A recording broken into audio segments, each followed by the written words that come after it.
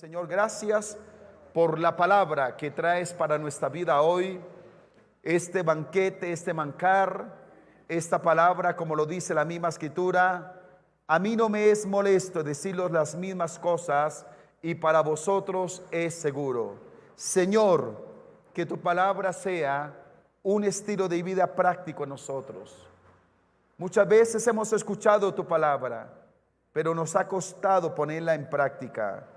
Hoy te pedimos que nos ayudes a ser hacedores y no tan solamente oidores de la palabra.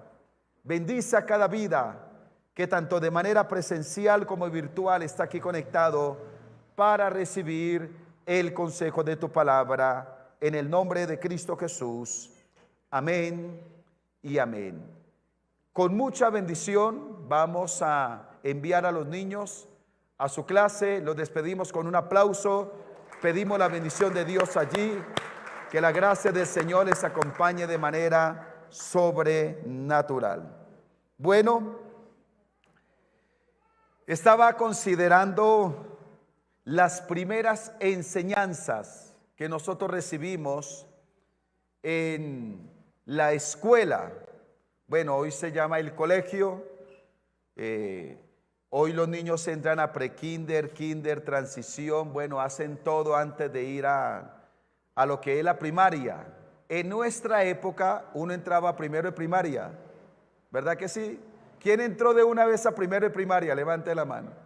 Primero de primaria, los viejitos, entramos a primero de primaria. No entrábamos que a prekinder, kinder, ni transición, a primero de primaria. Y según la aritmética básica, lo primero que nos enseñaban con lentejitas, con tapas, con botones, era precisamente a sumar y a restar. Estaba hablando precisamente con Freddy Arenas, nuestro maestro de matemáticas de universidad, y me dice, eso es lo que se llama la aritmética básica. Aprender a sumar y a restar, aritmética básica. Y nótese cómo aquello que en otrora, cuando éramos pequeños, aprendimos, se convirtió en una herramienta fundamental para la vida.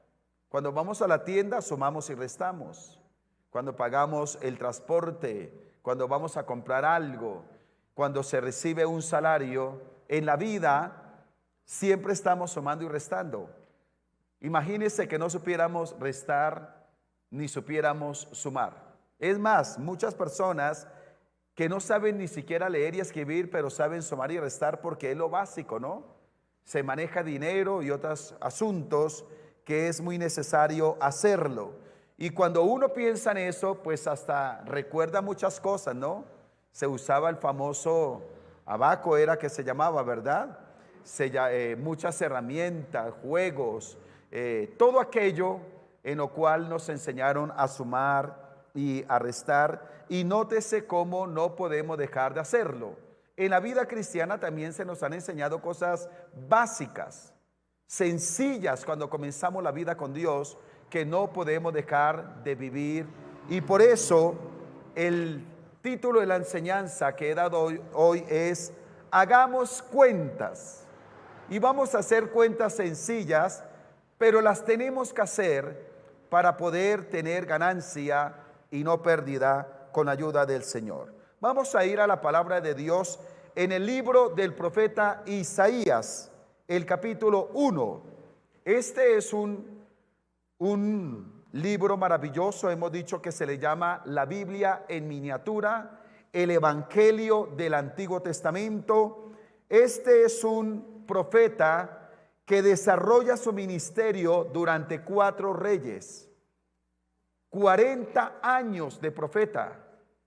Eso quiere decir que la declaración, lo que hoy estamos viendo, lo que vamos a tratar, es una palabra que tiene peso. Es más, cuando uno lee el versículo 2, dice que Dios puso a los cielos y a la tierra como testigos de la palabra que vamos a hablar hoy. Los puso como testigos para que se tenga claridad de la importancia de que Dios lo dijo, de que hay una advertencia y de que es necesario prestarle toda nuestra atención. Pero los versículos 18 al 20 dicen de la siguiente manera: venid luego, dice Jehová, y estemos a cuenta. En otras palabras, hagamos cuentas. Si vuestros pecados fueren como la grana, como la nieve serán emblanquecidos. Si fueren rojos como el carmesí, vendrán a ser como blanca lana. Si quisiereis y oyereis, comeréis el bien de la tierra. Si no quisiereis y fuereis rebeldes, seréis consumidos a espada, porque la boca de Jehová lo ha dicho. Mire la confrontación que el Señor está haciendo al pueblo. Decía una palabra 40 años, una palabra con testigos, una palabra confrontativa. Dios tiene que hablar a su pueblo. El profeta está entre el año 740 y el 701 antes de Cristo. No habían ido todavía al cautiverio. Ya habían pasado algunas experiencias difíciles con el imperio asirio y están aquí dándole la espalda al Señor, y Dios tiene que confrontarlos y decirle: necesitamos arreglar cuentas. Es el día del inventario espiritual. No podemos dejar pasar las cosas de cualquier manera. Hay que hacer ajustes. Y vamos a ver si tu vida, el Señor le está diciendo al pueblo: si ustedes como mi pueblo tienen ganancia o tienen pérdida, porque el pueblo se había desviado del propósito del Señor. Y creo que la palabra es oportuna. Los que estamos aquí como seres humanos, aún siendo hijos de Dios, no ignoramos nuestras luchas, no ignoramos las tentaciones, no ignoramos el día a día, y todos necesitamos hacer cuentas delante de la presencia del Señor. No hay un momento en la vida cristiana donde uno diga: gracias al Señor. Hermano, les testifico que como hice un ayuno de 40 días, a partir de hoy soy libre de las tentaciones. El Señor me dio la libertad y me dio la victoria sobre todas las tentaciones. Quiero decirle que ningún ayuno, ninguna experiencia, ningún nivel espiritual, ni porque seamos pastores, ni porque usted forme parte de cierto ministerio, ni porque usted sea hombre o mujer o lleve ciertos años en la vida cristiana, o porque leyó este libro, no hay un punto donde seamos eximidos de las tentaciones de la naturaleza carnal y pecaminosa. Todos los días necesitamos presentarnos delante del Señor y decirle: ayúdanos, porque solos no podemos. ¿Está de acuerdo conmigo? Necesitamos del Señor. ¿Quiénes? Todos.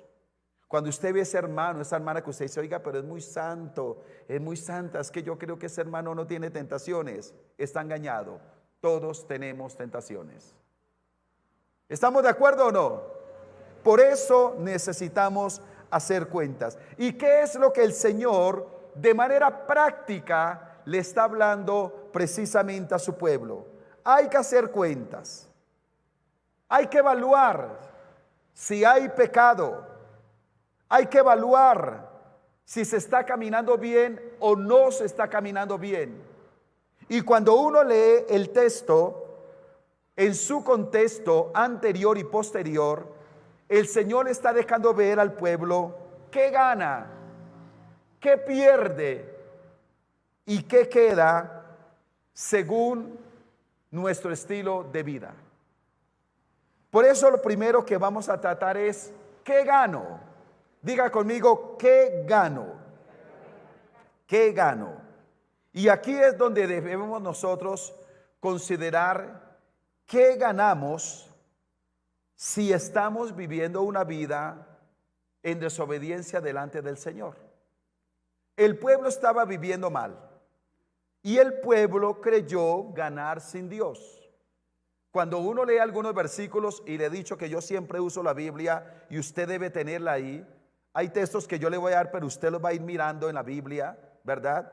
Nos vamos a dar cuenta que en el versículo 3 de ese mismo capítulo, ellos perdieron el conocimiento de Dios. Mire lo interesante. Ellos dejaron de conocer a Dios porque creyeron que ganaban sin Dios. Y lo que hicieron fue dejar de conocer a Dios. Cuando hablamos de conocer a Dios, no habla del intelecto. No habla del intelecto. Hay muchas personas que están llenas de conocimiento. Saben griego, saben hebreo, saben arameo, interpretan todo lo de la Biblia, hicieron cursos de teología, polemizan con todo el mundo. Pueden tener el conocimiento, pero no siempre el conocimiento intelectual garantiza una vida de ganancia. El puente más largo que tenemos, que existe, no es el puente San Francisco ni los viaductos que están haciendo hoy en Colombia. El puente más largo está entre la mente y el corazón. Yo puedo saber muchas cosas. La pregunta es, ¿hasta dónde he hecho de ese conocimiento una convicción de mi corazón para amarlo y vivir por ello? Ahí es donde tenemos que decirle, Señor, no solo saberlo. Yo estoy plenamente seguro que el que adultera sabía que adulterar está mal. Y también sabía que robar no está bien. Y que mentir es incorrecto. Pero ¿por qué lo hace? Lo conoce, lo sabe en su mente, pero no se ha convertido en una convicción en su vida para vivir por ello. Entonces el conocimiento, más que ser intelectual, es una convicción de quién es Dios para mi vida. Ellos también dejaron de seguir a Dios. El versículo 4 dice que dejaron a Dios, dejó de ser el objetivo de ellos. Mire lo interesante, dejaron de seguir al Señor. Ya no era su blanco, no era su objetivo, no era su pasión, no era su ilusión. Quiera Dios que en medio de toda esta situación que hemos vivido en la humanidad del año pasado y no dejemos de amar a Dios. Bien lo dice también Gálatas, no nos cansemos, puede hacer el bien, porque a su tiempo segaremos si no desmayamos. ¿Sabe que tenemos que decirle, Señor, ayúdame para no dejar de amarte? ¿Por qué cree que la Biblia también dice, así que el que piensa estar firme, mire que no caiga? Todos los días necesitamos contemplar la presencia del Señor. Felicito a aquellos que están unidos a los 40 días de oración matutina. ¿Quién ha estado todos los días? Levante la mano, ¿quién ha estado todos los días? Todos los días tenemos que estar clamando. No deje de clamar cada mañana. Hoy se oró de manera interesante por el altar familiar. Los pastores Carlos y Julie nos dirigieron de una manera especial. No dejemos de orar, porque en la medida que nos descuidemos, estamos desviando la mirada hacia objetivos incorrectos. Eso le pasó al pueblo. Dejaron de mirar al Dios de David, al Dios de Israel, para mirar al Dios de los asirios, a Moloc, a Renfán, a tener dioses paganos. Y cuando menos se dieron cuenta, estaban caminando en la dirección equivocada. ¿Sabía que una persona no se descarría de la noche a la mañana?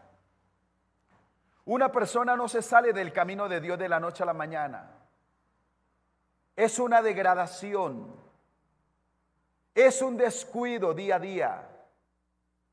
Es empezar a admitir algunas cosas, escuchar voces extrañas, aceptar invitaciones incorrectas, considerar que tiene derecho y licencia para hacer algo que no corresponde. Y a través de ello, una persona comienza a desviarse y cuando menos se dé cuenta, está perdido en el camino. Aquí tenemos que hacer cuenta nosotros, ¿qué gano si yo voy al pecado? Y hablemos de manera práctica, ¿qué ganamos? ¿Sabe qué ganaríamos? Ganaríamos autosuficiencia. Es decir, querer buscar nuestra satisfacción sin Dios. Querer ser felices sin Dios. Eso vamos a ganar. Si nosotros determinamos como el pueblo darle la espalda al Señor. ¿Sabe qué vamos a ganar? Vamos a ganar placer sexual. ¿Sabe por qué el pecado tienta? Porque el pecado tiene cosas agradables a la carne. Mirar lo que no debemos mirar, tocar lo que no debemos tocar, caminar con quien no debemos caminar, todo eso se convierte en una curiosidad, en un deseo, en algo atractivo, en lo que comienza a embelezar nuestra atención. Y por eso el pecado se hace atractivo. Hemos dicho que Satanás nunca se va a aparecer con cachos y con cola. A veces aparece 90, 60, 90. Se aparece en el fajo de billetes. Se aparece en el camino fácil. Se aparece en la parranda, en el licor, en lo que deleita la carne. Y es ahí donde debemos ser conscientes que el ser cristianos no anula nuestra naturaleza carnal y pecaminosa, no la anula. Lo que sí hace es que la domina, pero es como un potro salvaje. Si le damos algo de rienda, otra vez se vuelve arisca la tierra, la carne, se levanta, domina, reclama lo suyo. Por eso una persona que se descuida tiende a volver a aquellas prácticas que tenía antes de conocer al Señor. Qué lindo que podamos recordar la palabra de Job. Olvidarás tu miseria o te acordarás de ella como de aguas que ya pasaron.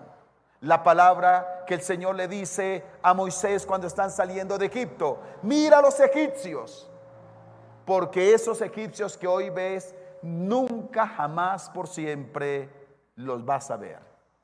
Y en el nombre de Cristo Jesús, yo oro y proclamo desde este altar, por mi vida y por su vida, que nunca volveremos al lugar de donde el Señor nos sacó. ¿Cuántos dicen amén a eso? Que nunca volveremos al lodo cenagoso, que nunca volveremos a la maldad, que nuestro cuerpo no volverá a servir a las obras de la carne. Entonces, ¿qué ganaríamos? Pero también, ¿qué perdemos? ¿Qué pierdo? Número 2, ¿qué pierdo?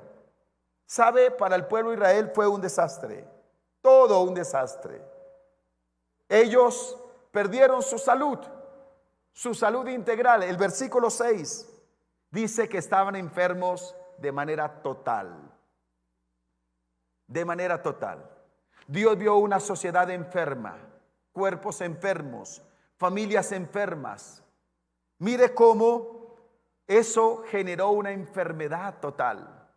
El Señor los vio enfermos. Y en el versículo 7 dice que por causa del pecado la tierra fue destruida. La tierra perdió su belleza. Los asirios comenzaron a tomar control sobre ellos. No lo entendieron, no se arrepintieron. Y más adelante vinieron los babilonios también a hacer de las suyas con el pueblo de Israel. Porque hubo desobediencia, entonces eso produjo desastre, enfermedad, la tierra fue destruida. Y en el versículo 14 nos deja ver el deterioro en la relación con Dios.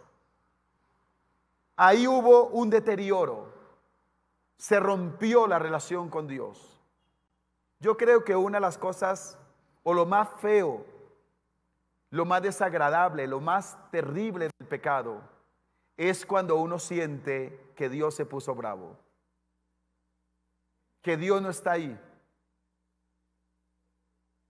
que aquella comunión, aquel amor entrañable que se tenía con el Señor se ha fracturado, porque uno lo percibe en su espíritu. Y eso fue lo que percibió el salmista cuando dijo: no quites de mí tu Santo Espíritu, vuélveme el gozo de tu salvación. Mire cómo lo expresa en el Salmo 51. Porque perder la comunión con Dios es lo peor que nos podría pasar. Entonces aquí nosotros debemos hacer cuentas Y así como cuando estábamos en la primaria que teníamos nuestro cuaderno de matemáticas y escribíamos y nos ponían sumas y restas, sabe que tenemos que mirar qué perdemos. Y aquí es donde tenemos que aplicar la inteligencia espiritual. ¿Sabe? No hay tal cosa como el que peca y reza empata. A veces algunos pueden tomar el asunto del pecado como algo muy fácil. Ah, Dios es amor. Eso Dios me entiende. Eso yo lo hago y voy y le hago una oración a Dios y eso, ya arreglemos. Algunos le quieren hablar a Dios como le hablan al cónyuge, ¿no? Lo ofenden, hacen algo mal y cuando se les hace un reclamo, bueno, ya no me digan más. Bueno, sí, listo, dejemos así. Con Dios no se deja así, ni tampoco contesta así en su casa, porque así no se arreglan las dificultades del hogar. Nunca le diga a alguien, sí, dejemos así, porque lo está insultando, porque no está teniendo el carácter de enfrentar una situación difícil que realmente pasó. En la vida no se dejan las cosas así. Las cosas hay que tratarlas de la manera correcta. Y cuando vemos nosotros, ¿qué perdemos? Necesitamos sacar papel y lápiz. Y cada vez que tengamos una tentación, alguien que levante la mano conmigo que diga que ha tenido una tentación fuerte. A ver, ¿quién? Oh, gloria a Dios que los demás no tienen tentaciones, Señor. Bendice las alas de estos ángeles a los cuales le estoy predicando hoy.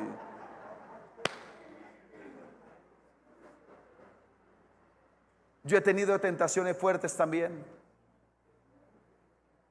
Pero entonces saco papel y lápiz y empiezo a hacer cuentas. ¿Qué gano si cedo a un pecado? Oh, gano placer, gano carnalidad, gano deleite en la mundanalidad, pero ¿qué pierdo? Y entonces empiezo a escribir. Y me doy cuenta que puedo perder cosas como estas. Número 1, pierdo la comunión con Dios. Qué terrible perder la comunión con Dios. Imagínese uno cuidar una comunión con Dios por años para después botarla a la basura. Eso es como si usted tuviera una joya en su casa y un día dijera, esta joya, este anillo de oro, ya, botémoslo a la basura. Yo creo que usted no lo haría, porque vale. Entonces yo estaría botando mi comunión con Dios. ¿Qué pierdo? Pierdo la paz de mi alma. Usted sí sabía, y está comprobado que muchas personas que entran en depresión lo hacen por sus malas decisiones. Por sus malas decisiones. No en vano, en el mismo libro de Isaías, capítulo 3, versículo 10, si no estoy mal, dice, decida al justo que le irá bien, porque comerá del fruto de sus manos. No en vano la Biblia dice, el gozo del Señor es mi fortaleza. Tuve un examen médico hace poco y el doctor me preguntaba qué experiencias emocionales tuvo durante la pandemia. Angustia, soledad, depresión, temor. ¿Qué tuvo en su corazón? Me decía el médico. ¿Sabe qué le respondí? Gozo, paz, tranquilidad, porque la mano del Señor sostiene nuestra vida y sostiene nuestra familia. Dígame a eso. ¿Sabía usted que cuando una persona camina en pecado pierde la paz de su alma? Entonces tenemos que afirmar lo contrario.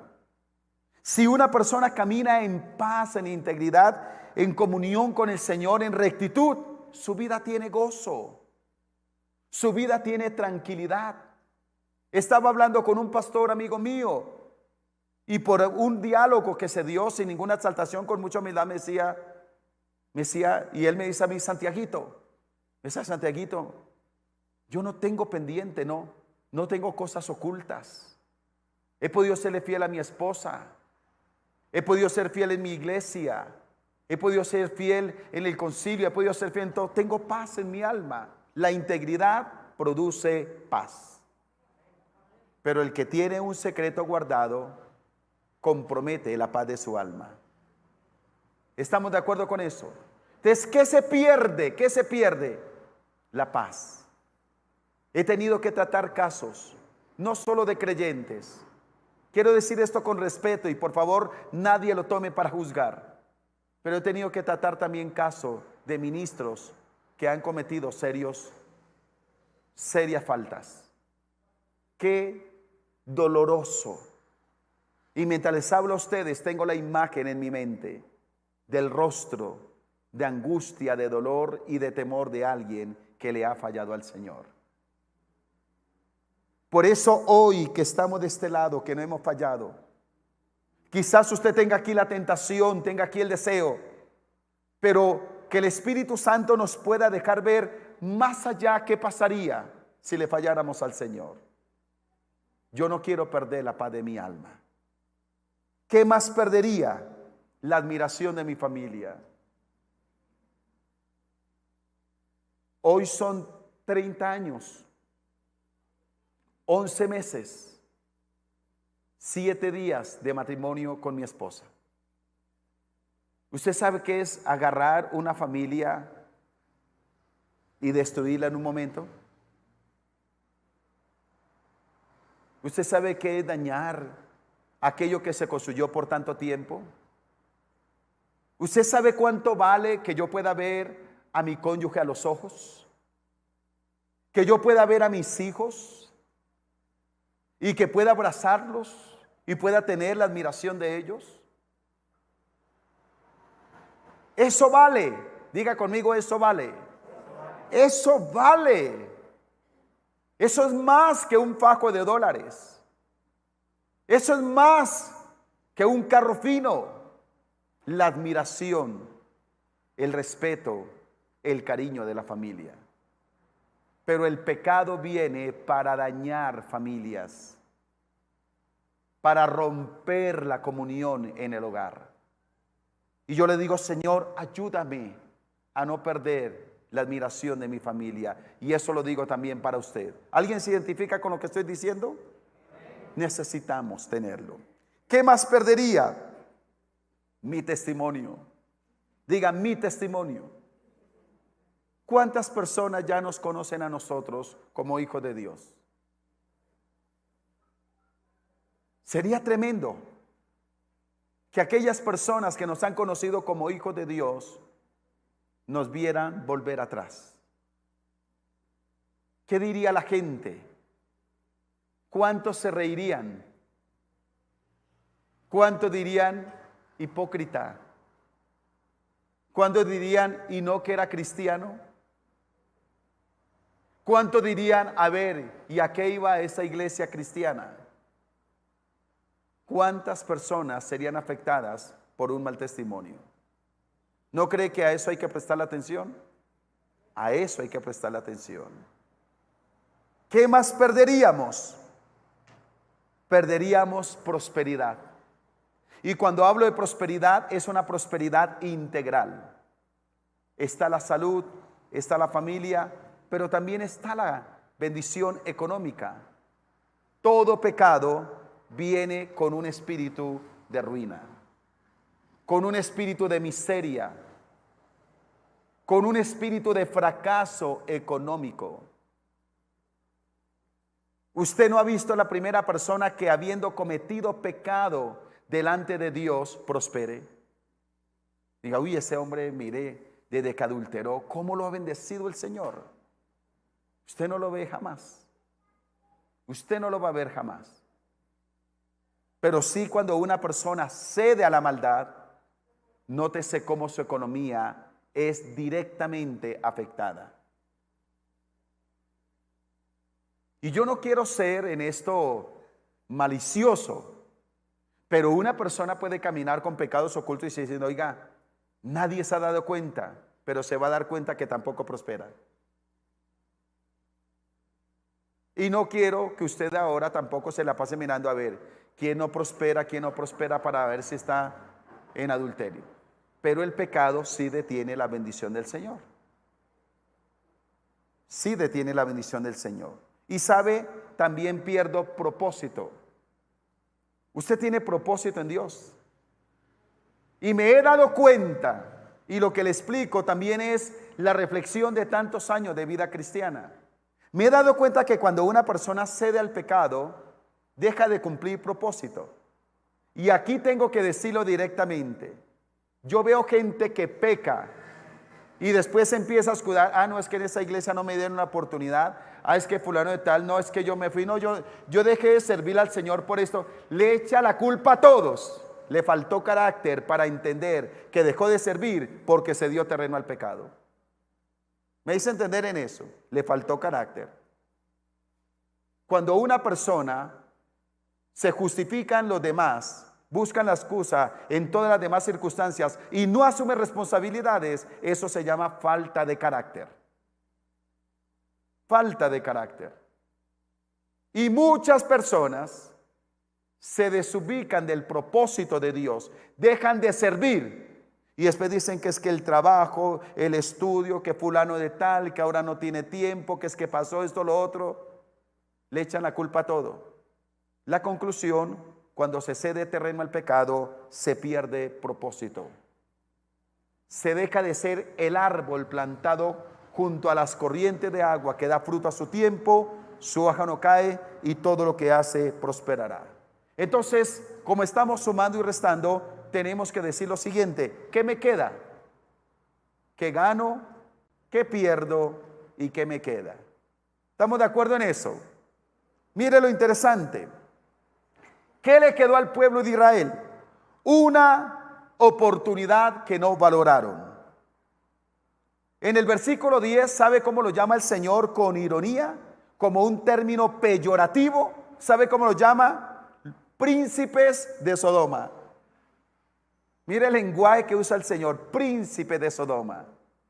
Fue un término peyorativo, irónico, para decirles: ustedes se están pareciendo a la generación de Lot. No son muy diferentes a ellos.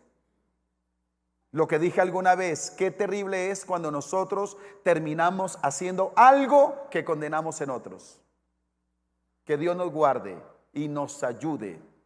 Pero mire cómo ellos están perdiendo la oportunidad. Son príncipes de Sodoma. Dejaron de servir a Dios, versículo 11. Dejaron de servir al Señor. Entonces mire cómo se desubicaron.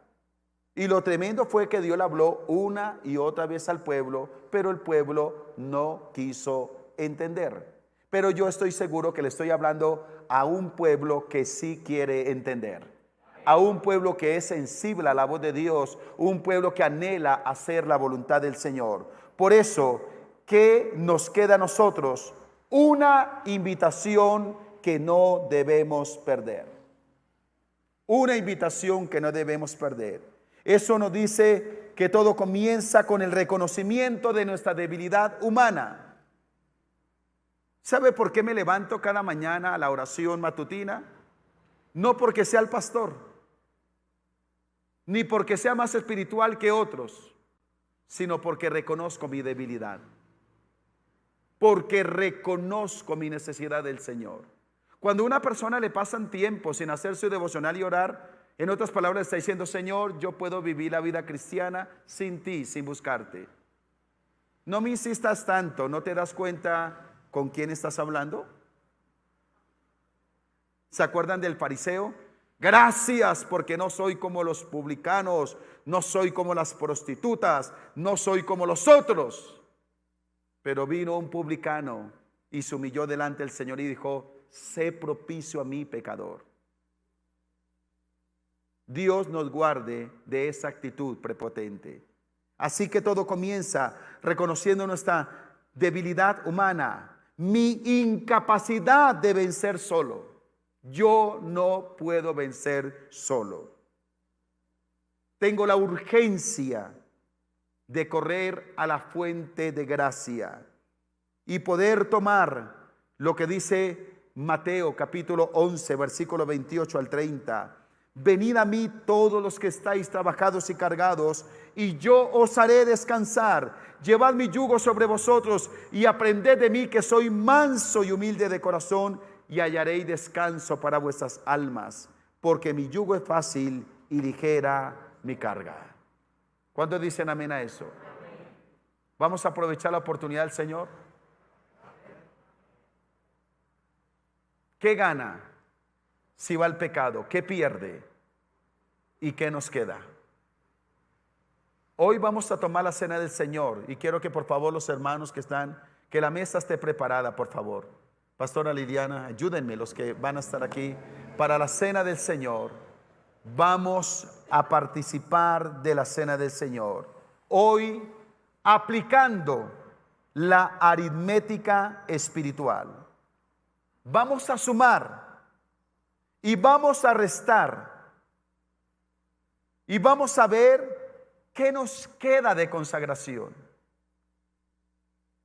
Hoy usted puede hacer un balance de su vida y saber si hay ganancia o hay pérdida. Y alguien puede venir hoy, alguien me puede estar escuchando y saber que quizá le falló al Señor. Pero si aún eso fuera así, camino de restauración y de esperanza hay en el nombre de Cristo Jesús. Pero el Señor dijo, ni yo te condeno, vete y no peques más.